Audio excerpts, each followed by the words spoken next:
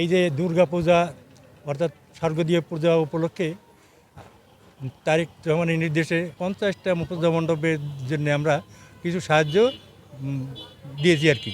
এটা সত্যি করে উনি একজন মানুষের মিঠু, একজন মানবিক মানুষ, সৎ মানুষ। কারণ আমার এই 1 নম্বর বাদুভাগ ইউনিয়নে প্রত্যেকটা প্রায় মসজিদে এবং মাদ্রাসা যতগুলো মানে ধর্মীয় অনুষ্ঠান আছে প্রত্যেকটা তার অবদান আছে। তার সাথে একজন দানশীল ব্যক্তি এবং সাধারণ মানুষের জন্য খুবই পরোপকারী সে।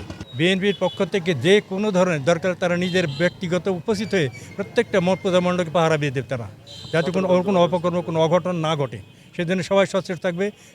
আমার সবচেয়ে আবেদন থাকবে প্রত্যেকটা বিএনপি কর্মীর প্রতি, তারা সবাই যেন এই পূজা মণ্ডপকে পাহারা দেয় এবং তার কোনো অনৈতিক কোনো ঘটনা না ঘটে। এটা পুরো বাংলাদেশের, এটা আমরা সবাই ভ্রাতৃত্ববোধ মনে করি এবং সবাই আমার ভাই ভাই।